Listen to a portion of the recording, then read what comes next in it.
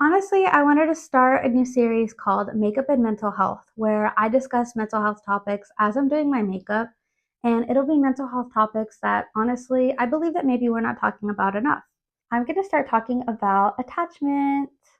Something that I think is interesting that I want to add to the conversation is I hear a lot of people ask, why do opposite styles of attachment often find each other in romantic relationships? And so let's talk about why.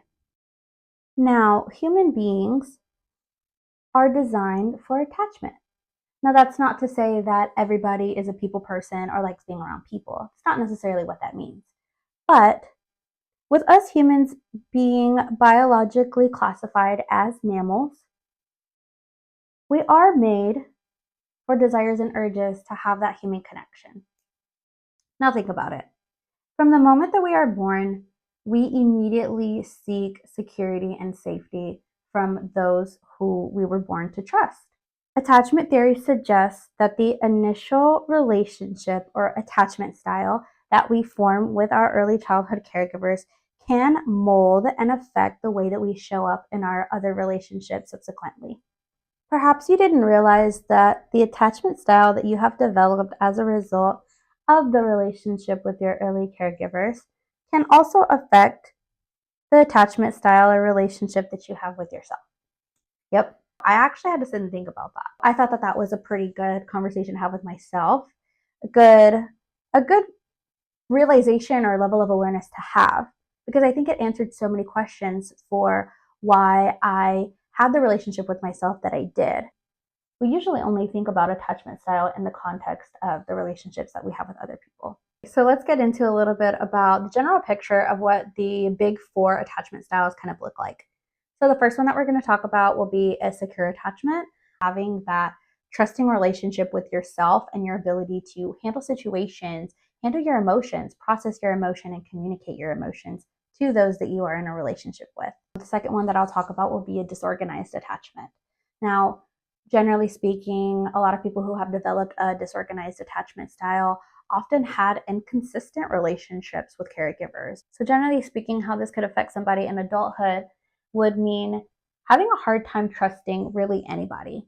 They were taught early on with inconsistent caregivers that trust is something that people really do have to earn. Now, those who have developed an avoidant attachment style generally learned very early on that having emotions or expressing emotions was not the safest or the bestest thing to do. Generally speaking, these people might have received judgment or criticism, or were told that their emotions merely weren't that important or that they were not a priority. And so that has led them to develop that avoidant attachment style.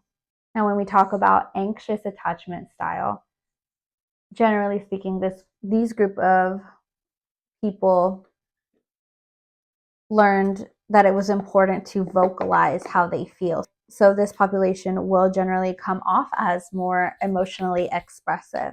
And that to others might seem very appealing. Generally speaking, these emotional expressions, for example, I love you, you make me happy, I love being around you, you did this really well. For this very reason, for those that have developed an anxious attachment style, they understand the importance and necessity of vocalizing these things.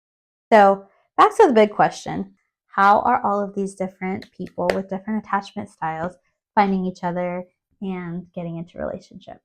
Well, the answer is quite simple. We as humans seek familiarity before we seek anything else.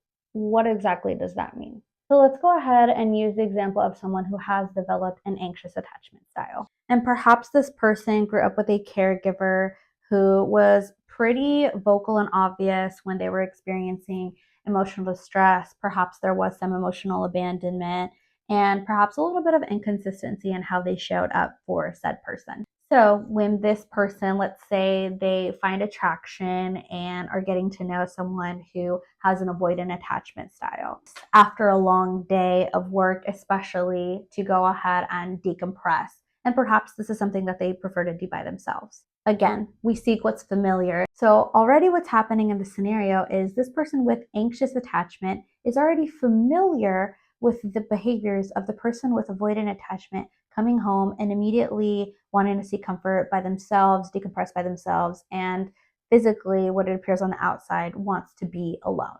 What's happening in the anxious attachment person's head is, okay, I'm familiar with this. I know this.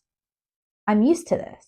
And this is pretty common with people who are dating, people who have developed a different attachment style. Now, just because you have developed a different attachment style from that of your partner, that does not mean that right off the bat you guys are destined to be incompatible or that there's no way that this is going to work. This is why having conversations with your partner or those who you are in significant relationships with, it is so important to talk about what safety means for you. Conversations about safety and your emotional needs and wants are so important because I think that they are so vital to develop that deeper sense of understanding between you and your partner or those who you're in significant relationships with. I say this because there's already so much negative stigma surrounding all of the different attachment types. And I think especially like in like so many communities that are already classified as marginalized, these negative stigmas are already so unhealthy.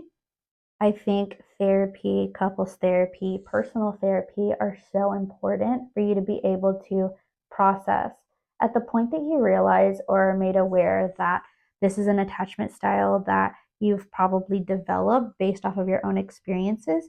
It is up to us at that point what we do with that information.